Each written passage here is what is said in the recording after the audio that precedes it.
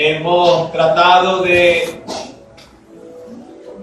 titular la enseñanza de este tiempo: José, corazón puro y recto, tratando de apartar de nuestro pensamiento o de nuestro creer lo que algunos se han propuesto a la tarea de hacerle creer a los cristianos.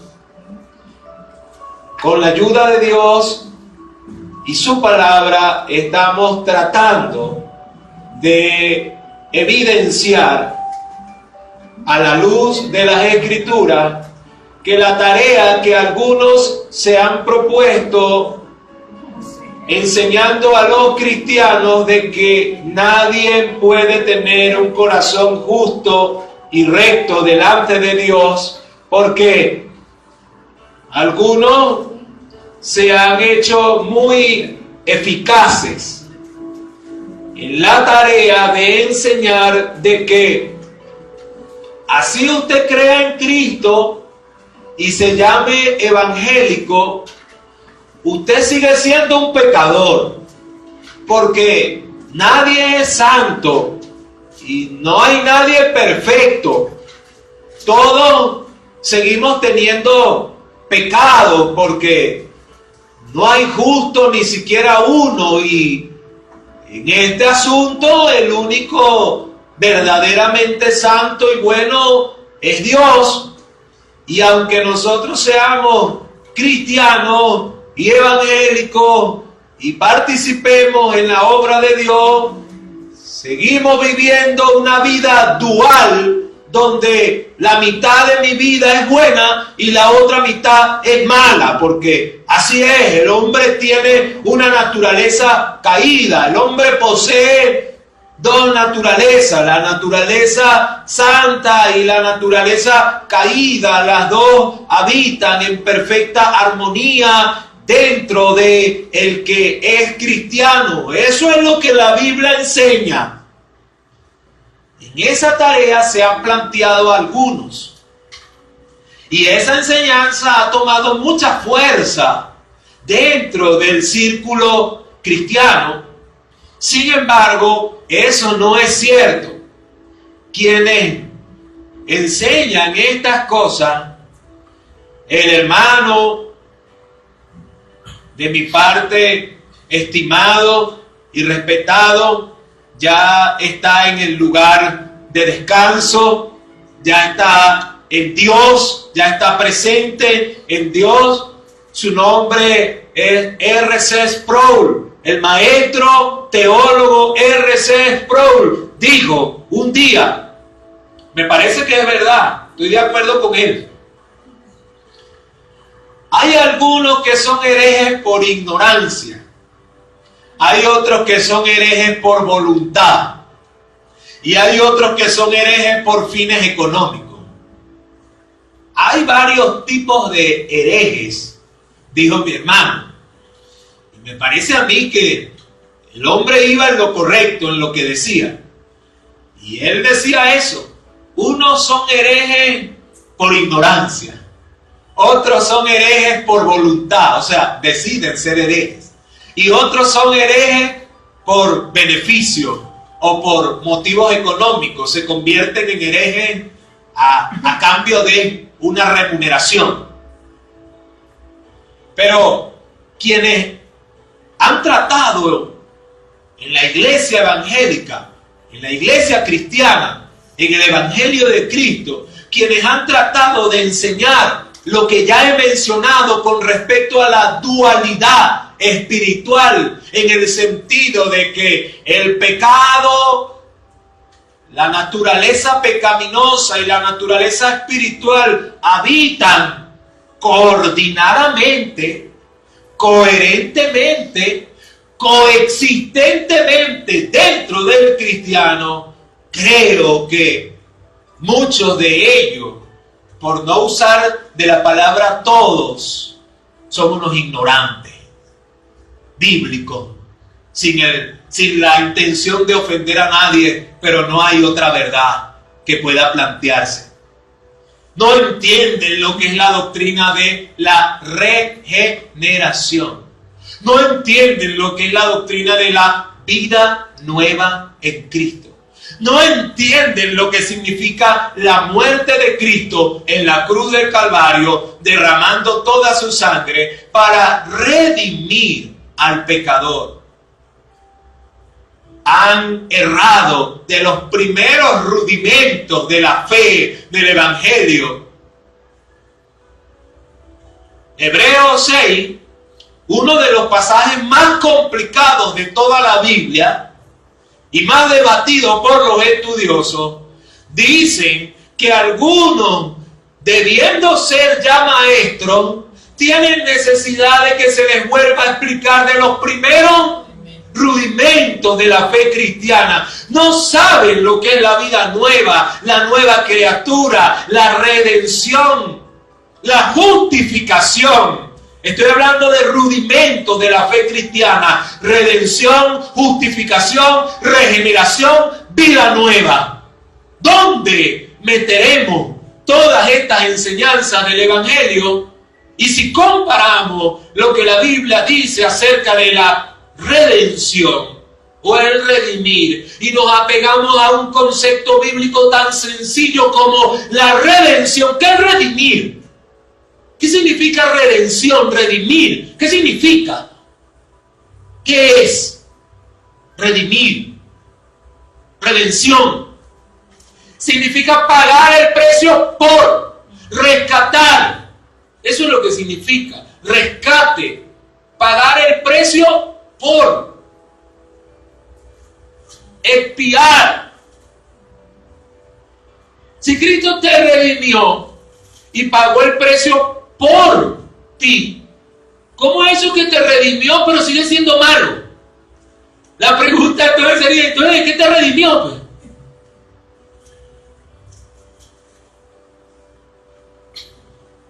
Se encontraría un absurdo en la misma doctrina. Sí se puede, bíblicamente, íntegramente, piadosamente, vivir en integridad y en justicia como un hombre redimido, como una nueva criatura en Cristo, como un hombre y mujer de Dios. Sí se puede. La Biblia lo afirma, lo enseña, lo muestra, lo establece. Y por cierto, quien se cree el cuento de que no se pueda o de que no se puede, y quien cree en esa enseñanza, deben de saber desde ya que usted no va para el cielo entonces. Debe de saber que usted ha creído en algo totalmente vano, y en lo que usted ha creído solamente tiene validez aquí en la tierra, porque al reino de los cielos usted no irá. Porque Hebreos dice en su capítulo 12 que sin santidad nadie verá. ¿De cómo se van a salvar? Pues si nadie es santo. Si seguimos teniendo una vida dual de dos mitades, entonces ¿quiénes van a ver al Señor entonces? Me imagino que allá en el cielo van a ver puras mitades. La mitad redimida y la mitad santa es la que se va a salvar, y la otra mitad me imagino que se quedará aquí, ¿verdad? Porque sin santidad nadie verá al Señor. ¡Qué tontera! ¡Qué tontería! ¡Qué absurdo! ¡Qué ignorancia tan grande acerca de las Escrituras! ¡Qué falta de discernimiento del pueblo cristiano creyendo y propagando semejantes tonteras!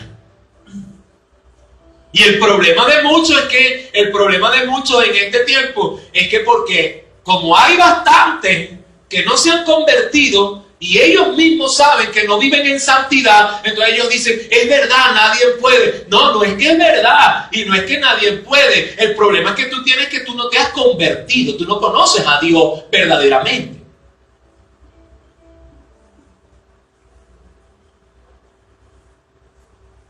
Pero sin santidad, sin integridad, sin un corazón limpio, sin la redención, sin la regeneración de Dios, nadie estará en su presencia.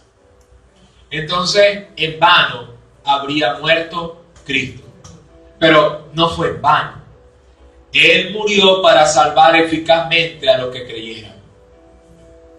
José, corazón puro y recto. Capítulo 39 es donde nos encontramos. Veníamos hablando entonces, para entrar un poco en materia. José estaba enfrentando las circunstancias más difíciles en la vida. Circunstancias muy adversas en la vida de José. Esto es para algunos que en todos los tiempos de la vida, muchas personas se han planteado la tarea de decir, es que yo soy así porque yo no tuve mamá. Yo soy así porque yo no tuve papá. Yo soy así porque a mí me abandonaron. Yo soy así porque cuando yo estaba pequeño mataron a mi papá. Yo soy así porque mi familia me hizo mucho daño. Pero eso no tiene nada que ver con el Evangelio, hermano. Porque la obra del Evangelio no tiene nada que ver con la vida que cada uno de nosotros hayamos llevado cuando no conocíamos al Señor. La obra del Evangelio no tiene nada que ver con la experiencia que cada quien atravesó cuando el Señor no estaba en su vida.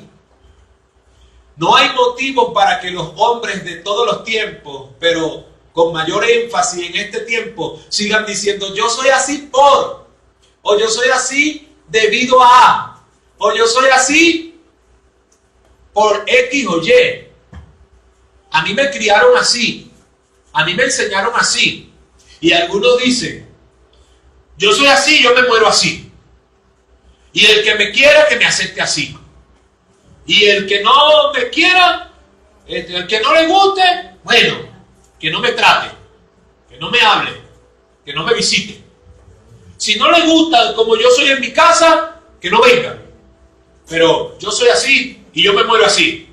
Y otro dice, yo no permito que nadie me diga nada, porque yo puedo. Mire, José tuvo suficientes razones para comportarse de esa manera. José creció rodeado de unos hermanos que eran bastante malos. O 10 hermanos que dice la Biblia que tenían envidia y aborrecían a José. Sus propios hermanos de sangre tenían envidia de él y le aborrecían. Eso está en el capítulo 37 de Génesis. Lo dice. Ahora estamos en el capítulo 39, pero dice que los hermanos de José se habían propuesto hacerle mal a José. Tanto así que un día hicieron un plan y dijeron, vamos a matarlo. Y uno de sus hermanos dijo, ya va, no vamos a matar a José, vamos a tirarlo en un hueco, que era una cisterna que había ahí, ¿verdad? Vamos a tirarlo ahí. Y bueno, y vamos a darle una lección, porque ellos sentían esta envidia y este aborrecimiento hacia José por la manera en que Jacob, padre de José, lo había criado. Jacob había cometido errores graves en la crianza de José. Jacob había mostrado favoritismo hacia la persona de José, que era su último hijo. Era el toñeco, el bordón, el hijo de sus ojos, el chiquitico de mamaíta y de papaíto, ¿verdad? El bordón. Tanto así que Jacob tuvo la brillante idea de darle a su toñequito, a su ñengula, ¿verdad? A su ñengue, darle su túnica de colores, mostrando así aquel gran favoritismo o inclinando la balanza de su corazón hacia la persona de José. Aquella túnica de colores que diferenciaba a José de la ropa de sus hermanos. Cada vez que los hermanos veían la túnica de José, decían, me imagino yo, ¿verdad? Cada vez que ellos veían a José llegando con su túnica de colores y ellos con sus túnicas gris, o marrón, o de colores neutros y fríos, pero ellos veían a José llegando con su túnica y su tela de colores. Me imagino que pensarían, ¿y por qué a mí no? Pero Jacob es tremendo, ¿vale? Jacob, a este sí, claro, porque y hay muchos padres que se convierten en Jacob y en sus hogares tienen este tipo de prácticas. Aún los que tienen un solo hijo, y esos se vuelven hasta peores, porque como tienen uno solo, entonces ese es, mire, el mundo. Y yo los escucho diciendo, si me piden que me saquen los ojos y se los dé, se los doy. Ese es los ojos de mí. No me lo toquen. No me lo toquen, porque mire, si usted me toca un hijo mío, yo me vuelvo loco. Yo me ciego, el que me toque un, ay Dios mío, mire, usted quiere verme a mí transformado, tóqueme un hijo mío. Así dicen, ¿sí o no?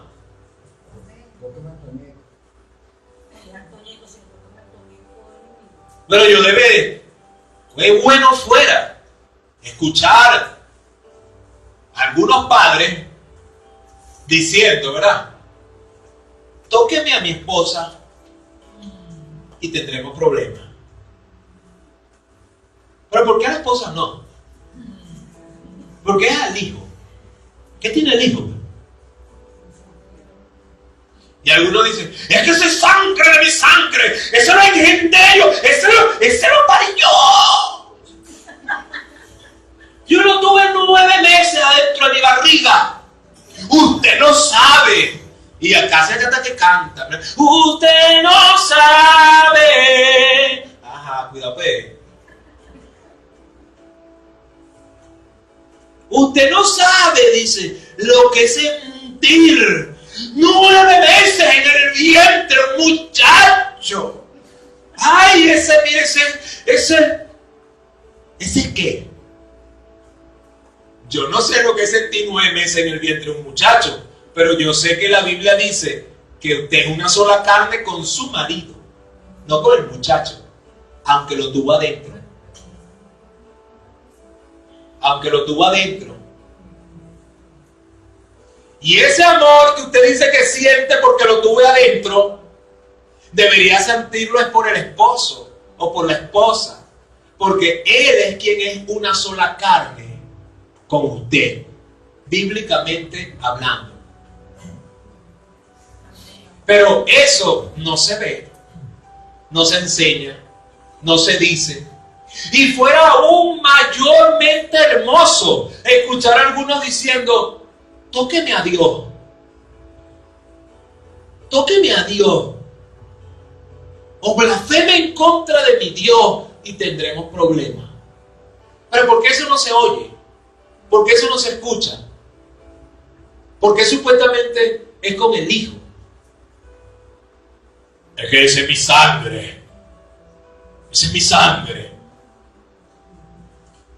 Cristo en el corazón del hombre es mucho más que su sangre, es su salvación. Pero el mundo nos ha adoctrinado en el pensamiento. El mundo, los demonios, los diablos que están allá afuera, han adoctrinado al hombre en su sistema de pensamiento. Y el hombre piensa de acuerdo a lo que la cultura y la sociedad le ha enseñado. Pero el hombre no piensa de acuerdo a lo que Dios en su palabra ha hablado. Y eso ha generado un problema muy grave en la vida de los hombres. Jacob cometió estos errores y así levantó a José. Por eso la envidia de sus hermanos se volcó hacia José. Lo aborrecían. Matémoslo. Uno de ellos, no lo vamos a matar. Y al rato otro dijo, ya sé, allá vienen unos mercaderes, unos boneros. Allá vienen unos boneros, unos mercaderes. Se me ocurre una idea que podemos hacer con José. Vamos a agarrar a José y como en aquel tiempo compraban esclavos, las personas pudientes podían adquirir esclavos para que les sirviesen en sus casas, en sus fincas, en las labores. Sus hermanos vendieron a José como esclavo. Lo entregaron a unos mercaderes que ellos ni conocían. Y no solamente no los conocían, ellos no sabían ni para dónde iban esos mercaderes. O sea que ellos entregaron a su hermano. Lo entregaron en las manos de aquellos mercaderes y ellos no tenían ni remota idea de a dónde iba a ir a parar José. ¿Qué iba a hacer de la vida de José? Imagínense que sus hermanos, los hermanitos que usted tiene, las joyitas esas que son hermanos suyos, imagínense que lo agarren a usted y se lo entreguen a una gente que ellos ni sepan a dónde va a ir a parar usted después que se lo entregaron a esa gente. Y usted consciente de todo eso, y ojo, y José siendo un muchacho de 17, 18 años. Ni siquiera es que era un adulto. No, que es que ya él está maduro. Ya él está maduro y él tuvo madurez para enfrentar la situación. No, José era un muchacho, un joven inexperto en la vida, 17, 18 años, cuando mucho pudo haber tenido 19 años cuando estos acontecimientos sucedieron, que él vio que sus hermanos le hicieron todas estas cosas. Lo trataron como un objeto, lo vendieron sin amor, sin misericordia. Aquellos mercaderes lo llevaron a la tierra de Egipto y en Egipto se lo vendieron a un hombre llamado Potifar, muy poderoso. Y dice en el capítulo 39, versículo 2, que Jehová estaba con José y que cuando José llegó a la casa de Potifar, Potifar vio que Dios estaba con José. Y yo decía el domingo pasado que eso es lo que nosotros debemos procurar en nuestras vidas. Hermanos, pasamos mucho tiempo, invertimos mucho esfuerzo de nuestras vidas procurando que las personas quieran estar con nosotros. ¿O no? Invertimos mucho esfuerzo de nuestras vidas procurando en que otro quiera estar a mi lado. Pero perdemos muchísimo tiempo. Gastamos el tiempo. Yo decía el domingo pasado de que no importa los que a tu lado no estén. Porque José, cuando fue entregado en Egipto a Potifar, su mamá, Raquel, no estaba con él. Jacob, su padre, no estaba con él. Sus 10 hermanos no estaban con él. José estaba solo en una tierra que no conocía, como extranjero, como peregrino e indefenso esclavo. Y José en ningún momento la Biblia nos enseña, lo que pasa es que José necesita ir para un psicólogo porque tiene depresiones. No ha sido fácil lo que José ha atravesado. Necesita un tratamiento terapéutico. Necesita tratamiento psiquiátrico para que te ayuden a superar las dificultades, José. Sí, José, ciertamente, José. Tú debes necesitar un psicólogo, José. ¿Por qué no buscas un psicólogo, Joséito? O buscas un psiquiatra para que te ayuden, Joséito. Oye, no debe ser fácil. No debe ser fácil atravesar esa experiencia de estar solo, abandonado, sin mamá, sin papá, que tus mismos hermanos te hayan entregado, te hayan vendido. Tú tienes razón, José. Vamos para el psiquiatra para que con una pastillita puedas dormir mejor. O te mande una pastillita que Equal, relajante natural para que, tú sabes, o sea, el sistema nervioso. Pero yo me pregunto, ¿verdad? ¿Qué habría en la vida de José? ¿Qué habría en la vida de José que José pudo enfrentar y asumir todas estas circunstancias sin psicólogo, sin psiquiatra, sin pastillita, sin mamá, sin papá, sin hermano? La Biblia describe lo que había en la vida de José. Mas Jehová estaba con él. Si Dios está en tu vida verdaderamente, hermano, no hará falta nada.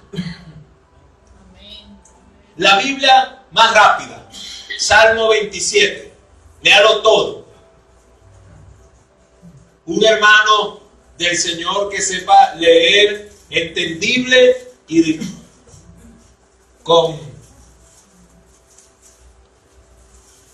¿Qué dice el Salmo 27? Amén. Amén. Jehová es mi luz y mi salvación. ¿De quién temeré? Jehová es la fortaleza de mi vida. ¿De quién he de atemorizarme? Cuando se juntaron contra mí los malignos, mis angustiadores y mis enemigos, para comer mi carne, ellos tropezaron y cayeron. Aunque un ejército acampe contra mí, no temerá mi corazón. Aunque contra mí se levante guerra, yo estaré confiado. Una cosa he demandado a Jehová, esta buscaré: que esté yo en la casa de Jehová todos los días de mi vida, para contemplar la hermosura de Jehová y para inquirir en su templo. Porque él me esconderá en su tabernáculo en el día del mal. Me ocultará en lo reservado de su morada. Sobre una roca me pondrá en alto.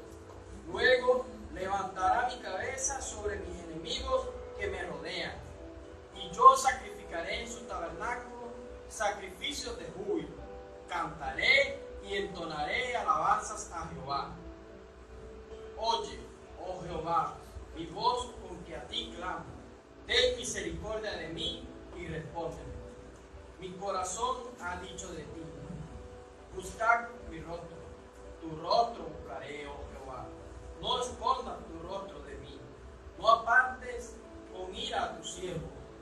Mi ayuda has sido, no me dejes ni me desampares, Dios de mi salvación. Aunque mi padre y mi madre me dejaren, con todo Jehová me recogerá. Enséñame, oh Jehová, tu camino, y guíame por senda de rectitud a causa de mis enemigos. No me entregues a la voluntad de mis enemigos, porque se han levantado contra mí testigos falsos, y los que respiran crueldad. Hubiera yo desmayado si no creyese que veré la bondad de Jehová en la tierra de los vivientes. Aguarda, Jehová, esfuérzate y alístese tu corazón. Sí, espera a Jehová. Amén. Allí dice, número 1, si el Señor es mi luz y mi salvación, ¿de quién temeré? Después dice, ¿de quién he de atemorizarme? Después dice, aunque haya enemigo, aunque me entreguen, aunque hayan testigos falsos, aunque dice, una cosa buscaré. No son 10 cosas, dice, una cosa buscaré, una, y dice, a Jehová. Y el verso 10 dice, aunque mi padre y mi madre me dejaren. Pero, hermano, esto muchas veces no es así. Hay muchas personas que no procuran estas cosas. Hay muchas personas que procuran es que mamá o papá o hermano o tío o cuñado estén al lado de ellos. Y, el pastor está diciendo que ahora uno tiene que vivir solo. Que uno no tiene... No, yo no estoy diciendo eso, hermano. Yo me estoy refiriendo a la actitud que muchas personas tienen en que ellos buscan la ayuda, la compañía de otros a lo que ellos puedan ver, pero no buscan a Dios. Y ahí es donde está el detalle, porque la palabra dice que José, Jehová estaba con él. Y el salmista está diciendo, aunque mi padre y mi madre me dejaren con todo y esto, Jehová me recogerá, estará conmigo, en su casa estaré. Lo que el salmista está pensando es lo mismo que la palabra está diciendo aquí acerca de José. Está diciendo que lo más importante en la vida de un hombre es que Dios esté con ese hombre. Si Dios está en tu vida, por tu vida y con tu vida, no importa, hermano, los que no estén a tu alrededor. Pero hay personas que se frustran porque mamá no está, porque papá no está, porque mi hermano me dejó. Pero yo digo, pero ¿por qué José no sufría de estas cosas? ¿Por qué José no sufría de frustraciones?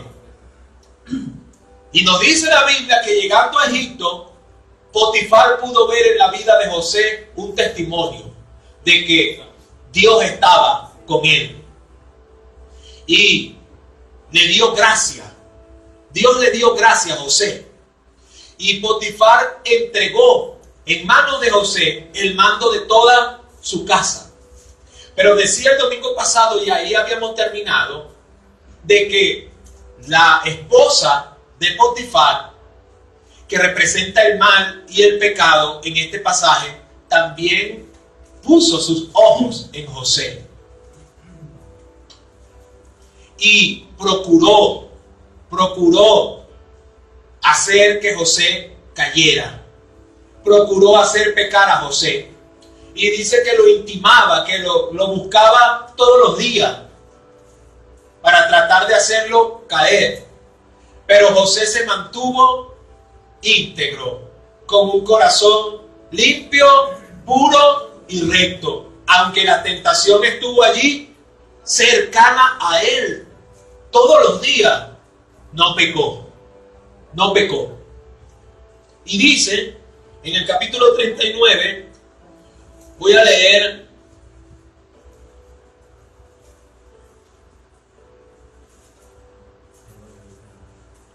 desde el versículo 17. Dice: entonces le habló ella las mismas palabras diciendo: el siervo hebreo que nos trajiste vino a mí para deshonrarme. Eso lo estaba diciendo la mujer de Potifar. Dijo: mira, Potifar, el muchacho hebreo ese que tú trajiste, el esclavo hebreo ese que tú metiste aquí en la casa, cuando tú no estabas, ese muchacho se metió para acá y trató de deshonrarme. Mentira. Era mentira. José jamás había hecho eso. José era un hombre íntegro. La que quería deshonrar a su marido era ella misma. La que quería deshonrar no solamente a su marido, sino a Dios y a su propia vida, era ella misma. Ella era la que procuraba echarse en una aventura loca y desventurada con José. Pero se encontró con una muralla de concreto cuando José le dijo: ¿cómo yo pecaré contra Dios y contra mi amo que me ha dado toda su confianza? No, usted se equivocó de personaje. Ese hombre no soy yo. José, corazón puro y recto. Así debe ser el hombre de Dios. Así debe ser el varón de Dios. Cuando te salga al encuentro la mujer de Potifar, la extraña, la mujer ramera, porque te va a salir al encuentro y te va a decir: échate conmigo,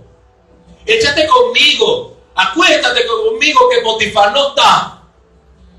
El hombre de Dios, de corazón justo, recto y temeroso, debe de decir: ¿cómo he de pecar yo contra Dios? En este semejante, usted se equivocó. Eso conmigo no va. Señora, yo le aconsejo es que usted como mujer se valore, se respete. Eso es un corazón temeroso, recto, limpio. José en ningún momento dijo, ¿verdad? La Biblia no dice que José haya dicho será. Oye, se ve fácil la cosa. Y es verdad, Potifar no está. Y bueno, una vez y ya. Solo una sola vez. De todas maneras, Potifar, ese ni se va a enterar. No, José en ningún momento ni siquiera caviló, ni dio lugar. José dijo, no Señor, ¿cómo pecaré yo contra Dios? Pregunto, varones que estamos aquí, y algunas damas también, que también usan y tienen de este problema. No pueden ver un varón medio parapeteado porque les palpita el ojo.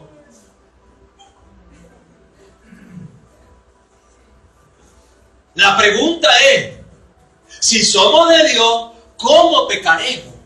¿Cómo dejaremos que el mal entre a mi vida? Yo digo, ¿verdad? ¿Qué tendría José, verdad? ¿Por qué José sí podía decir que no? ¿Por qué José sí podía ser íntegro? ¿Por qué José sí podía ser justo y recto? ¿Será que él leía una Biblia diferente a esta? Es más, en el tiempo de José ni siquiera tenía la Biblia. Solamente conocían algunos escritos de la ley. Pero la Biblia como tal no la tenían. Pero sí existía el inspirador de la Biblia, el Dios santo, justo y poderoso, aquel al que se le debía temer. Y José lo conocía. Y la Biblia dice que Faraón dijo, el Espíritu de Dios está en ti. Y no se refiere al Espíritu Santo viviendo en la vida de José. Lo que significa es, la vida de Dios está en ti, José.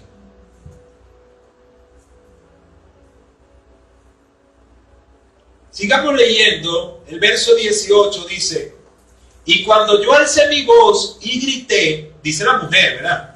Dice la mujer de Potifar, dice, y cuando yo alcé mi voz y grité, él dejó su ropa junto a mí y huyó fuera. Pura mentira. Así es el diablo. Mentiroso y engañador. Y todo el que anda en mentira, anda con el diablo.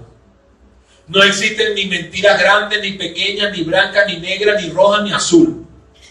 Todas las mentiras tienen una misma característica. Diablo, demonio, maldad. Es que yo tuve que mentir porque era necesario. Tú me estás diciendo que era necesario abrazarte con el diablo. Porque el diablo es el padre de la mentira. Y esta mujer de Potifar estaba usando de mentiras para dañar a José. Así hará el maligno en tu contra. Usará mentiras para dañarte. Pero como nosotros no nos preocupamos por las mentiras que el maligno trata de usar para dañarnos, nosotros nos preocupamos es por vivir íntegra y justamente delante de Dios. Dios se encargará de sacar toda verdad y de defender tu vida y la mía. Y defendió la vida de José. Dice, verso 19, y sucedió que cuando oyó el amo de José las palabras que su mujer le hablaba, diciendo, así me ha tratado tu siervo, se encendió su furor. Potifar fue engañado también. Y le creyó, por supuesto, a su mujer. Hay gente que es así. Hay gente que no le creen a Dios, que le creen al diablo. Porque Potifar no había visto que Dios estaba con José. Sin embargo, creyó esas cosas acerca de José. Creyó más en lo que escuchó que en lo que vio. Nosotros no podemos ser así, hermano. Nosotros tenemos que creer en el Señor. No podemos creer las cosas que el maligno tratará de decirnos para engañarnos, para derribarnos, para hacernos tropezar, para hacernos caer. No podemos caer como Potifar en el engaño de su mujer. Y dice, verso 20, Potifar se puso muy bravo, furor, dice. Se puso airado. ¿Cómo es posible, verdad? Después que le di mi confianza, después que le entregué todo, después se va a venir a querer meter con... ¿Cómo es posible, José? Se puso bravo Potifar, ¿verdad? Y tomó su amo a José y lo puso en la cárcel, donde estaban los presos del rey, y estuvo allí en la cárcel. Yo decía el domingo pasado, ya para terminar, que qué interesante, ¿verdad? Que José no se defendió. Si usted estuviera en una situación de esta, ¿qué haría usted? Posiblemente usted, ya va, Potifar, mire, déjeme, pero escúcheme, póngame cuidado primero a mí. Usted me ve y ni siquiera, mire, eso no fue así, eso fue así, lo que pasó fue esto, eso no fue así como, mire, su esposa le dijo eso, pero ese cuento no es así, mire, pero José no hizo eso. José, cuando llegó su amo Potifar, ¿verdad?, y le dijo, a usted yo lo voy a meter preso. ¿Cómo es posible que usted trató de deshonrar a mi esposa? José no dijo nada. Bueno, por lo menos ahí no lo dice. Y si la Biblia no lo dice, no existe. Por lo menos no existe para nosotros. Dice que José fue a la cárcel sin defenderse. José no empezó a argumentar ni a buscar vueltas, que esto, que eso, ya va, pero escúchame, mire, usted no sabe, mire, eso no fue así. Usted sabe que yo fui ese día allá a la casa, yo entré, estábamos solos, no había nadie, yo estaba limpiando y de repente llegó su mujer. José no hizo nada de eso. El que se defiende es porque es culpable. El que más se defiende, más se acusa. José se quedó calladito.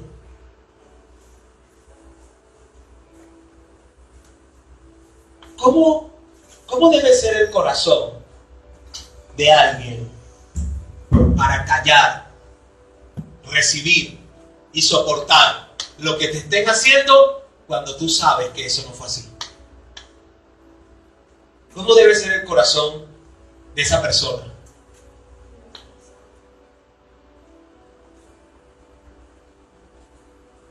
Mire, venimos a buscarlo para meterlo preso porque usted mató al vecino de enfrente. No, eso no es. ¿Quién dijo? Claro que sí, porque mire, la investigación apunta que usted, que no sé, yo voy a buscar un abogado para defenderse. Pero cuando se calla, aquí estoy. ¿Cómo debe ser el coro? Y algunos, es que hay que ser justo, y si yo no hice eso, yo no puedo pagar por ese delito, porque yo no lo hice. Hay que ser justo. ¿Cómo yo voy a pagar por un delito que yo no hice? ¿Cómo estaba el corazón de José? Porque José sí pagó por un delito que él no hizo. Porque si hubo uno dispuesto a pagar por muchos delitos que él no hizo. Su nombre es Cristo. Y José no pasó en la cárcel 15 días por averiguaciones, ni 10 días, ni 6 meses, 2 años preso, sin haber hecho nada. Nunca se defendió. ¿Por qué? ¿Qué tenía José, verdad? Pero qué hermoso es el verso 21.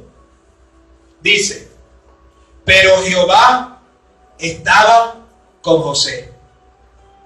Lo culparon de algo que él no hizo, como si hubiera sido poco todo lo que ya había vivido, ¿verdad? Lo de sus hermanos, lo de en Egipto, ahora ya lo culpan de algo que no hizo. Preso, Potifar está molesto con él, Potifar dejó de confiar en él, se perdió la confianza, preso. Y el verso 21 dice, pero Jehová estaba con José. Eso es más que suficiente para la vida del cristiano. ¿A quién debes buscar para que esté contigo? ¿A quién debes procurar en tu vida para que te acompañe? ¿A quién? ¿A la Chequinquirá? ¿A José Gregorio? de apellido Hernández, a la contra sábila con canela. ¿A quién debes de buscar para que esté contigo? ¿A quién? ¿Quién estaba con José? Ahora Potifar también había dejado de estar a favor de José. Y su mismo amo fue quien lo encarceló. Pero ¿quién seguía estando con José? Y sigue diciendo, pero Jehová estaba con José y le extendió su misericordia.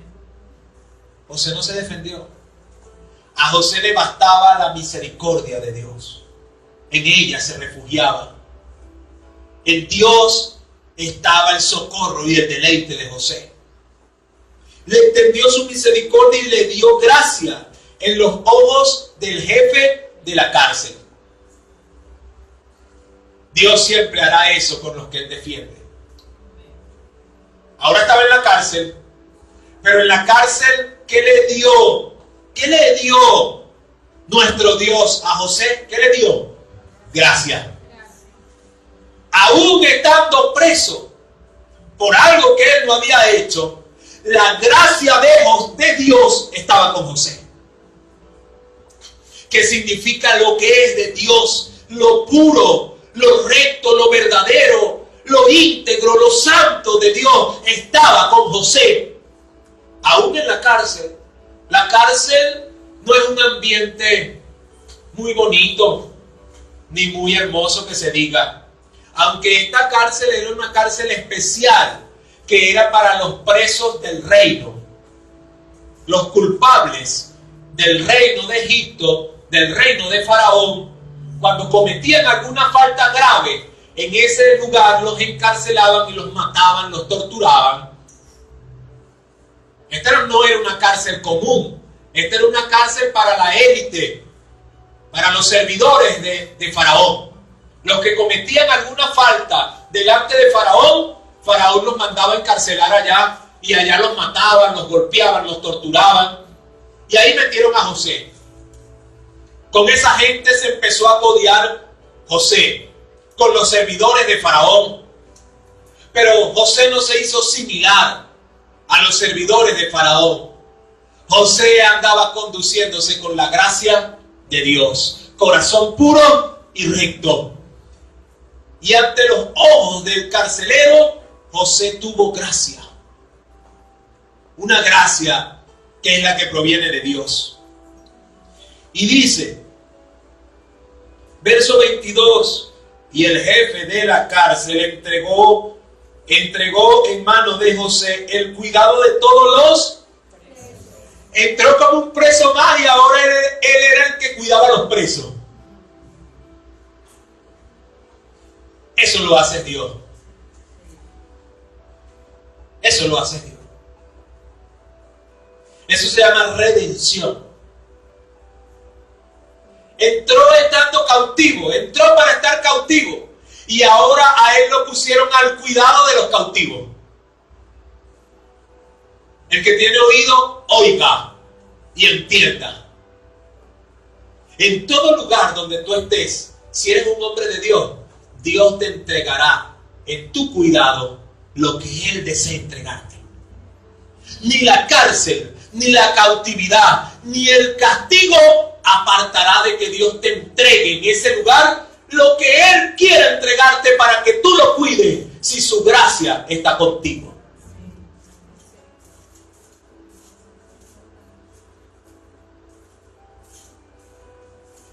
Y el jefe de la cárcel entregó en mano de José el cuidado de todos los presos que había en aquella prisión.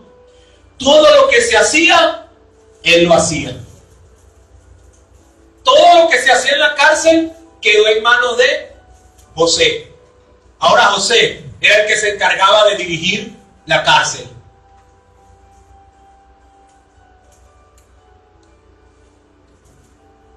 Dios hace eso, hermano. Pero ¿qué está haciendo Dios con tu vida? Hay gente que ni su propia cárcel la dirige. Repito, hay gente que ni su propia cárcel la dirige. Pero habemos otros que podemos dirigir, que podemos hacer aún desde la cárcel. ¿Cuántas veces no estuvo preso Pablo? Y nunca dejó de hacer el propósito de Dios. Pablo dijo, yo estoy preso, pero la palabra de Dios no está presa. Y aún en la cárcel el propósito de Dios en la vida de Pablo seguía avanzando, creciendo, llevándose a cabo. En la vida de José lo mismo, aún desde la cárcel, la gracia de Dios y el propósito de Dios en la vida de José seguía manifestándose. Y Dios ponía a José en lugares de eminencia para presidir, para dirigir, para conducir. ¿Por qué? Porque Jacob no estaba con él, Raquel no estaba con él, sus hermanos no estaban con él, pero Dios estaba con José. Y eso es más que suficiente para que la vida de un hombre, en donde se encuentre, esté bien. No hay excusa. No hay excusa. Si usted está en un hospital, en ese hospital Dios puede obrar contigo. Si usted está en un lecho de enfermedad, desde el lecho de enfermedad, Dios te puede usar. Se conoce de un naufragio, ¿verdad? Un naufragio. Los tripulantes del barco habían quedado regados en la mar. Y un hombre en medio del naufragio quedó sobre uno de los salvavidas. Y dice, ¿verdad? Es una historia real. Dice la historia que el hombre, en vez de tratar de huir y salvarse con el salvavidas, usó el salvavidas para llegar a la mayor cantidad de personas que habían quedado en la mar y predicarles el evangelio.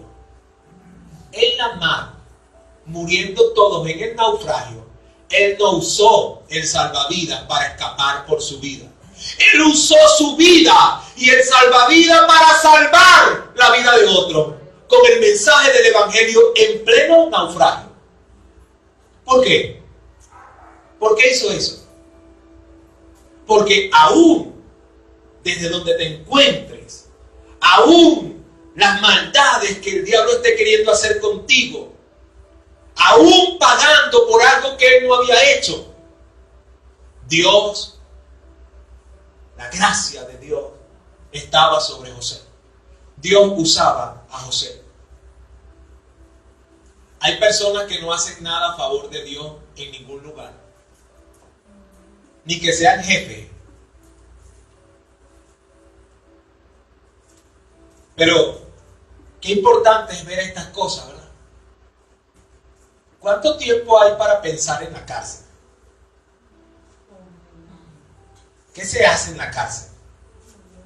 Yo tipifico esta historia de la vida de José, de la cárcel. Esta cárcel se pudo haber convertido en el manicomio de José.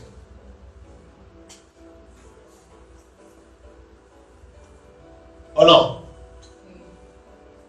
Imagínense José en la cárcel 2 años pensando, mi familia no me quieren, me entregaron, estoy aquí por culpa de ellos, quién sabe, yo aquí preso, metido, pasando hambre, pasando roncha, como y ellos allá, mis hermanos, deben estar comiendo muy tranquilos. Yo no hice nada, yo no soy culpable y ahora estoy aquí. Y esa bicha mujer de Potifar también. Ay, Dios mío, ojalá me hagan un rayo. ¿Por qué será? Bendito a mí. Yo no hice nada, yo no tuve la culpa. Yo soy inocente y ahora yo metí. No, por eso es que uno no puede confiar en nadie verdaderamente. El día que yo salga de aquí, yo no vuelvo a confiar en nadie. Mire, yo voy a ser un hombre muy precavido. Yo voy a ser un hombre, ya voy a dejar de confiar en la gente, porque a mí la gente me ha hecho tanto daño, imagínense, desde mi propia familia, desde mis propios hermanos. Yo no esperaba esto y ahora mira cómo estoy aquí, estoy destruido. ¿Quién sabe cuándo me irán a sacar de esta cárcel?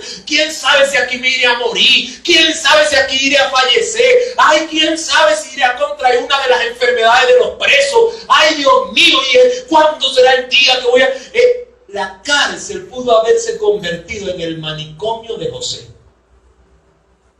Podían haberlo comenzado a llamar José el loco. Y algunos grandes pensadores como Sócrates, Platón o el inventor de la psicología pudo haber dicho, es que él sufrió un trastorno, un shock. Tuvo un shock emocional, tuvo un trauma.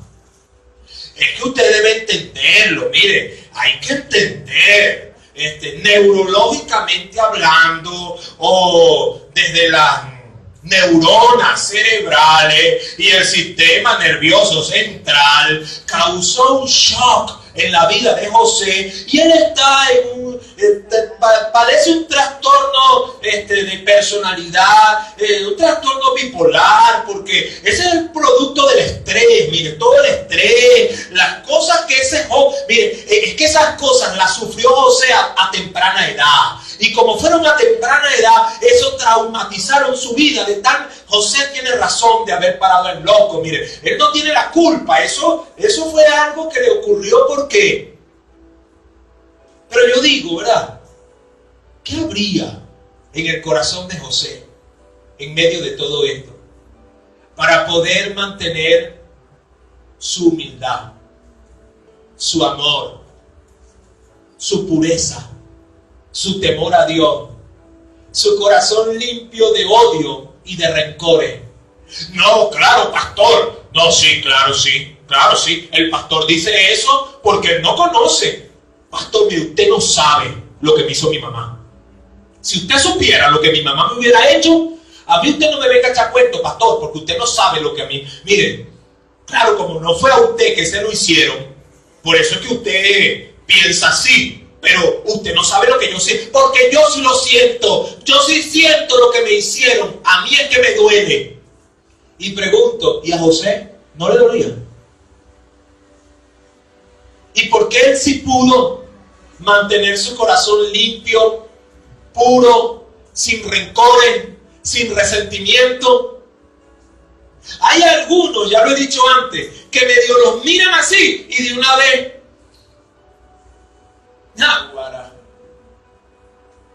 No, yo no saludo a ese vecino porque ese vecino es como raro.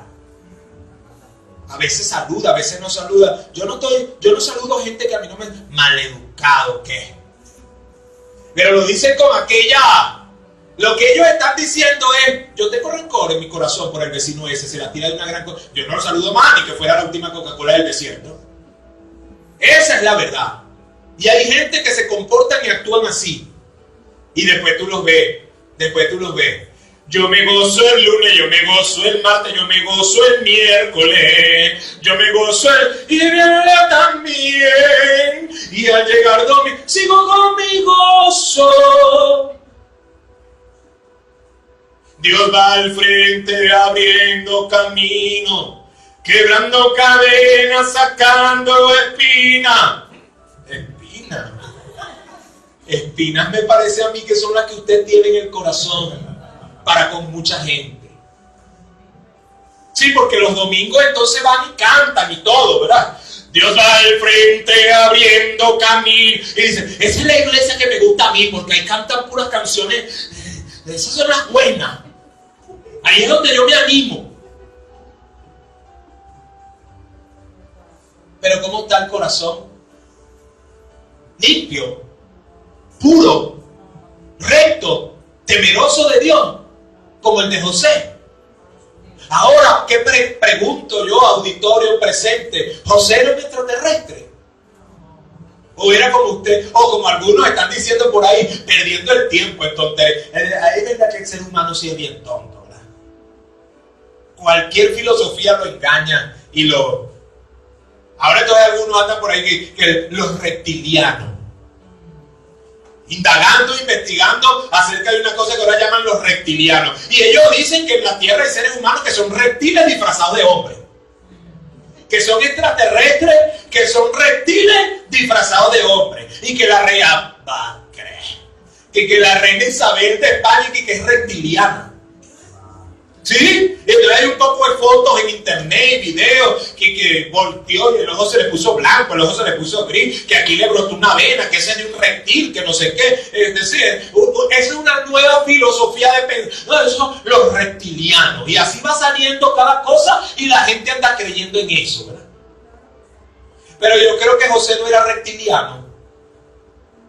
Yo creo que José usaba de carne y de sangre como la suya y la mía. Pero José conocía a Dios como muchos en este tiempo no lo conocen. José conocía a Dios de una manera en que tristemente muchos en este tiempo que se dicen ser cristianos no conocen a Dios. Si conocieran a Dios como José lo conoció, pudieran tener un corazón puro y recto, temeroso de Dios. Dice aquí,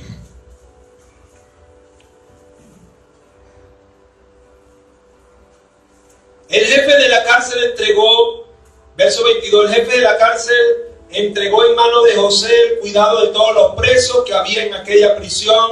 Todo lo que se hacía allí, él lo hacía. No necesitaba atender el jefe en la cárcel cosa alguna de las que estaban al cuidado de José, porque nuevamente lo dice, porque Jehová estaba con.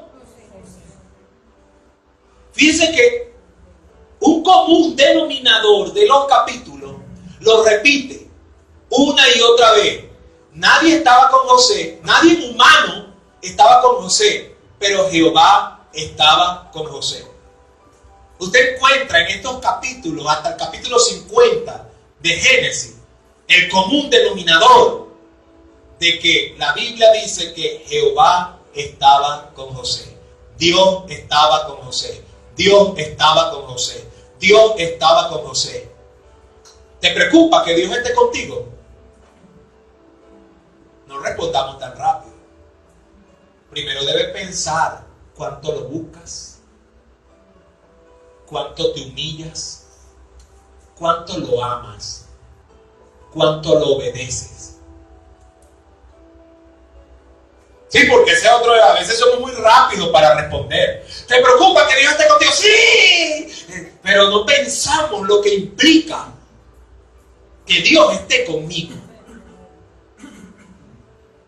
Porque para que Dios esté con cada uno de nosotros, tenemos que buscarlo, tenemos que arrepentirnos, tenemos que obedecerlo, tenemos que amarlo. Porque Dios y el pecador no caminan de la mano juntos. Dios y el rebelde no son amigos. Dios y el soberbio no habitan en compañerismo.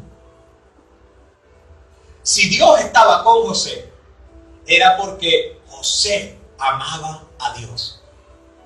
Esa es la diferencia del corazón de José con la vida y el corazón de muchas personas en este tiempo y en todos los tiempos. Jehová estaba con José y lo que él hacía, Jehová lo prosperaba. Fíjense todo el mal que intentó venir sobre la vida de José. ¿Sí o no? Su familia, todo empezó mal desde el principio con Jacob y la crianza de José. La cosa fue mal. Sus hermanos intentaron hacerle el mal. En la cisterna quisieron hacerle el mal. Lo vendieron a los mercaderes pensando en hacerle el mal. Los mercaderes lo vendieron a Potifar pensando en que le fuera mal. La mujer de Potifar engañó y lo mandó a la cárcel pensando en que le fuera mal. Ah, sí, con que muy santo, muy íntegro. Tú vas a ver lo que te voy a hacer. Te voy a mandar preso. Espérate que llegue mi marido. Espérate que llegue mi marido para que tú veas que le voy a decir, le voy a inventar cuentos que tú me querías deshonrar, para que sigas de santo, para que sigas de íntegro. Tú vas a ver que te va a ir mal. cuando estés en la cárcel, me imagino que era lo que pensaba la mujer de Potifar, ¿verdad? Vamos a ver si ahora cuando estés allá en la cárcel, vamos a ver si vas a ser tan santo y tan íntegro. Pensando en hacerle mal. Pero a donde José llegaba, Jehová estaba con José. Y en vez de que le fuera mal, Jehová lo guardaba, lo levantaba, lo prosperaba, mostraba su gracia en él. Se conoce de un cuento, ¿verdad? Se conoce de una anécdota. Una señora llegó un día llorando a la iglesia, un domingo. Pasó hacia adelante. Y la gente no entendía por qué la señora lloraba y pasó hacia adelante. Y el pastor, viendo a la señora allí llorando adelante, ¿qué tienes, hija? ¿Qué sucede? ¿Qué pasó?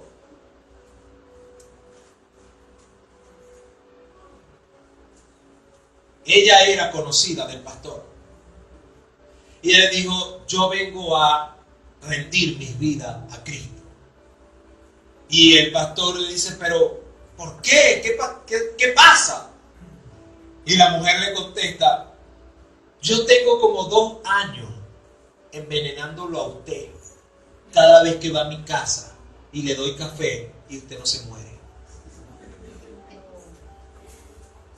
Yo creo que Dios es real. Una anécdota de la vida real. Porque algunos intentan hacernos daño, intentan hacernos mal, pero con el que Dios está, Dios lo guarda, lo cuida, lo protege, lo prospera, lo levanta. Pero es porque José tenía un corazón puro, recto, temeroso delante de Dios. José no guardaba rencor, José no odiaba, José no deseaba mal ni a su familia ni a nadie de los que le había hecho el mal. Tenía un corazón limpio, aprobado delante de Dios. Por eso el Dios Santo caminaba con él, andaba con él, lo prosperaba, estaba con él. El problema de mucha gente es que tienen un corazón sucio, manchado, malvado, rencoroso. El problema de la gente de este tiempo es que hay un pecado nuevo que se llama depresión. Y por la depresión odian. Y por la depresión tienen rencor. Y por la depresión guardan enojo. O no hay gente que dice, es que yo no lo puedo ni ver, porque yo lo veo y se me daña el día.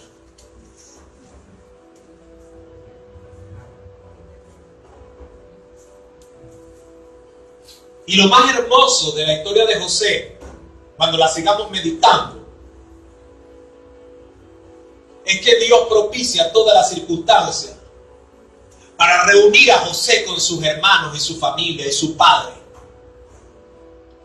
Y la Biblia dice que cuando José se reunió con sus hermanos, él lloró, los abrazó de amor, los perdonó. Su corazón jamás había guardado ningún rencor, ni ningún enojo contra ninguno de ellos. ¿Por qué?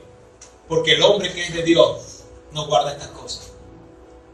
El hombre que es de Dios puede vivir limpio, íntegramente, puro, sin maldad y sin pecado. José pudo, Daniel pudo, Enoc pudo, Job pudo. Pablo mismo dijo, yo he vivido delante de ustedes irreprensiblemente. Pablo pudo. La palabra irreprensible quiere decir, nadie tiene nada que decir de mí. Nadie tiene nada mal. Nadie tiene nada de que reprenderme. Eso es lo que quiere decir irreprensiblemente. Es como que no se puede ver. Sí se puede, iglesia. Si Jehová está contigo, si tú eres de Dios, si tú crees y obedeces al Señor, el Señor estará en ti y tú en Él. Y Él prosperará tu vida, tu alma, tu caminar. El problema es que los hombres no conocen a Dios. Ellos conocen la simple y pura religión. Conocen un Dios inventado, que algunos se lo inventaron. Pero al Dios verdadero no lo conocen. Por eso es que dicen que no se puede. Pero todos los que han conocido al Dios real y verdadero saben que han podido vivir libres de maldad y libres de pecado. ¿Acaso no dice el canto, verdad? ¿Quieres ser libre de orgullo y maldad? Tan solo hay poder en mi Jesús. ¿No dice así? Sí dice, ¿verdad? Eso no es mentira. Eso es verdad. Pero el hombre debe creer y venir a Dios de la manera correcta. Veo en José el hermoso ejemplo de un corazón puro y recto, temeroso de Dios. Puestos en pie, vamos a meditar un momento en el Señor.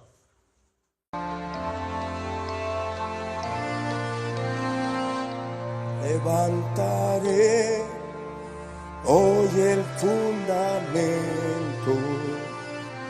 sus calzadas restauraré. Levantaré muchas generaciones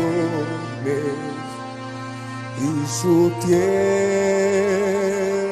sanaré, dice el Señor.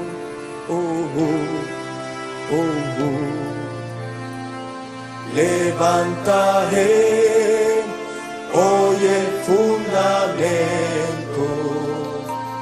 sus calzadas restauraré. Levantaré muchas generaciones y su tierra sanaré, dice el Señor.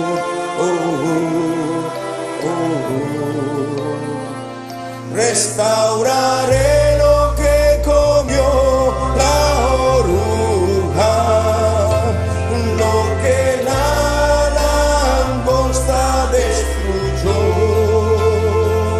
Levantaré muchas generaciones y su tierra sanará,